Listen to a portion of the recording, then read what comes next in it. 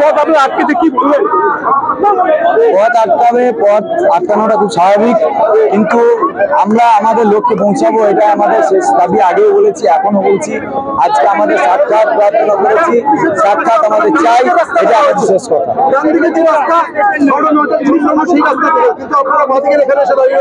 আমরা দাঁড়িয়ে আছি, এটাই আমাদের বক্তব্য হচ্ছে এটাই যে আজকে আমরা যে লক্ষ্যে এখানে এসেছি, যে জন্য এখানে এসেছি, সেই দাবি আমাদের পূরণ করাতেই হবে, আমাদের দেখা করাতেই হবে আমাদের সঙ্গে।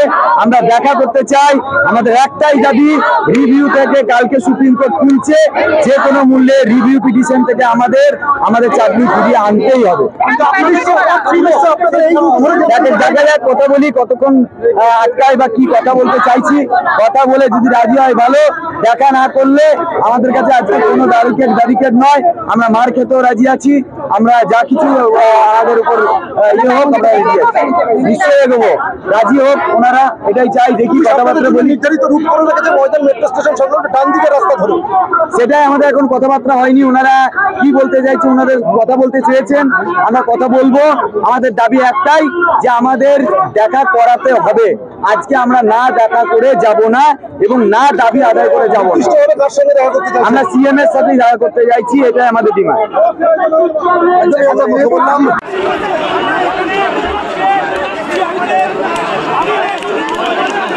আপনারা এখানে বসে যান, আপনারা এখানে বসে যান, আপনারা এখানে বসে যান, আপনারা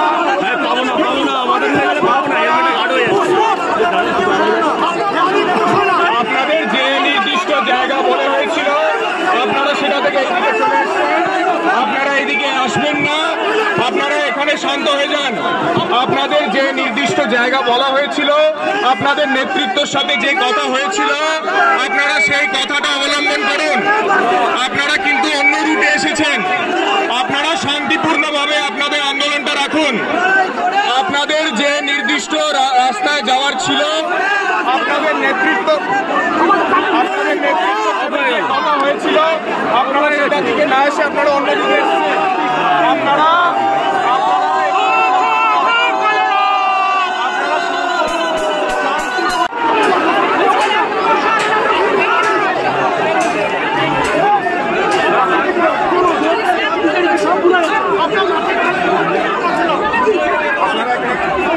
এই তো এই সাইডে দেখতে পাবো না।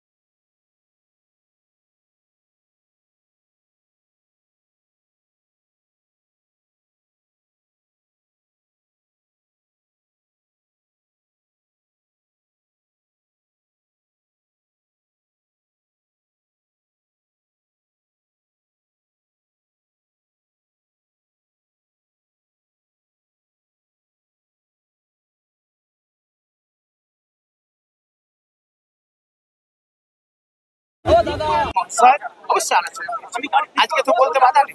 চিফ সেক্রেটারি মহোদয় উনি আজকে যখন আলোচনা করবেন, আমাদের কাছে আবেদন রাখবেন, আপনি যোগ্যতা চাকরি বাঁচানোর জন্য মাননীয় মুখ্যমন্ত্রীকে বলুন আমাদের সাথে আলোচনায় বসতে, কি অসুবিধা?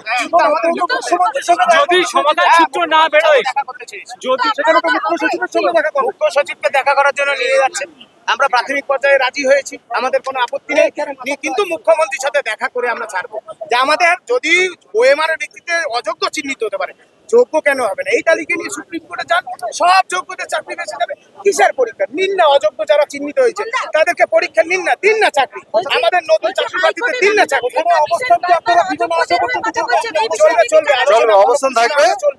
যদিও আমাদের আলোচনা ফলপ্রসূ হয়, যদি সাকসেস হয় তবে আমরা অবস্থান করবো, তাহলে আছি আমরা। মুখ্যমন্ত্রী তো আমাদের চাকরি যারা চুরি করেছে তাদের পক্ষে, কারণ ওরা টাকা দিয়েছে, ওদের চাকরি কেড়ে নিলে ঢাকঢোল চরম চরম গুরবাতার সাথে।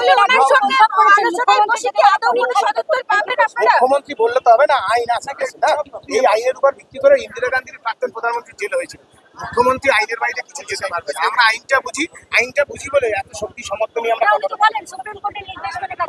না না, উনি সুপ্রিম কোর্টের নির্দেশ মেনে কাজ করছেন, সুপ্রিম কোর্টের নির্দেশ মেনে দিয়ে দিচ্ছেন না, আর শিক্ষাকর্মীদের সুপ্রিম কোর্টের নির্দেশ মেনে শিক্ষাকর্মীদের ভাতা বা তাদের চাকরি কেড়ে নিয়েছে। সুতরাং অযোগ্যদের পাশে রয়েছে মুখ্যমন্ত্রী, অযোগ্যদের বাঁচার জন্য তার advocate general single bench, division বেঞ্চে জনগণের ট্যাক্সের টাকা খরচা করছে।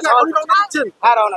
যদি সমাধান সূত্র না বেরোয়, যদি সমাধান সূত্র না বেরোয় তাহলে কি করবেন?